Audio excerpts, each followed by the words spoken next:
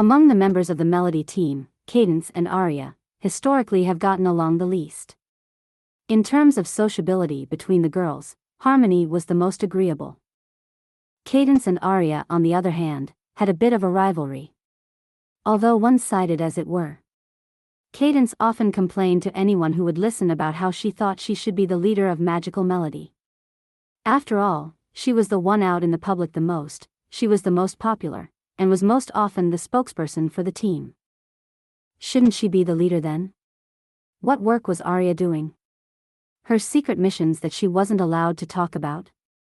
Cadence was hard-pressed to understand as to why her mother would let Aria be the leader when she was standing right there. This sort of reasoning, of course, led to complaints to Dr. Vivace whenever the doctor cared to listen. Ever patient in front of others, the doctor would kindly remind Cadence that Aria had the most field experience out of all three of them. She would then mention that if Cadence wished to be considered for such an important position on the team, shouldn't Cadence try to be stronger than Aria? I'm sure if you just applied yourself a bit more. The doctor would speak with a sickly sweet tone when she said these words to Cadence. I'm sure you'd be just as strong, if not stronger than our Ari. Aria for her part did her best to cheer Cadence on during training or testing. In her mind, a good leader always encouraged their teammates to do their very best, even when that person sought to replace them as a leader. Her words, although encouraging, always seemed to have the opposite effect. But Aria always chalked that up to Cadence being stressed out or tired. After all, she wasn't always mean to her. Though it had been a long time ago, Aria remembered a time when Cadence had been nice to her. It was only when the fallout between Harmony and Cadence over Thomas Morbucks came to a head did Aria finally understand what Cadence really thought of her. What Harmony really thought of her. What both of them thought of her. It had been late. Aria had come back from yet another mission earlier that day. She had left her room to get something from the shared kitchen in the girls' quarters.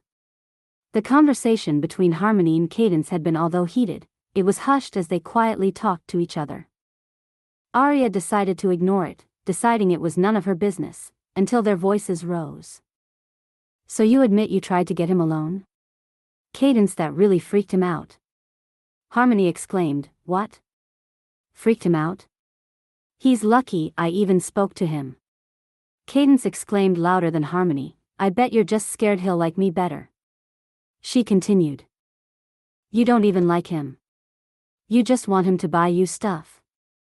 Harmony shouted, of course I do. I'm pretty. Boys buy pretty girls expensive things, that's how it works. Cadence shouted louder. A cruel sneer came across Cadence's face, not that you'd know anything about that. Aria's eyes widened hearing this, even from where she stood she could see the hurt on Harmony's face. Flying over quickly she approached, hey, let's not make mean comments about appearances. She called, we're all supposed to be friends here and friends don't say that kind of stuff to each other. She spoke up, placing a hand on Cadence's shoulder. She had hoped to help, but instead, like many things she did involving Cadence, it had the opposite effect. Cadence pushed her away. Friends? She laughed, I wouldn't ever be friends with a lab experiment like you. She mocked, you're not even human, Ari. Stop trying to act like it. Aria felt the blood drain from her face. Her eyes went to Harmony, who frowned. Aria, you don't even know what you're talking about. She said softly. Just stay out of this. Aria couldn't see past her tears to see the looks the two of them gave her. Not that it mattered, they just went back to yelling at each other anyway. As they did, all Aria could think was that there was only one person in the entire facility that ever saw her as a person. She knew then, in her heart of hearts, Maxima. Maxima was the only one who ever cared about her. But that was fine, Aria decided as the tears dried and she left the room. She didn't need a lot of people to care about her, if she just had one person who cared about her. That's all she needed.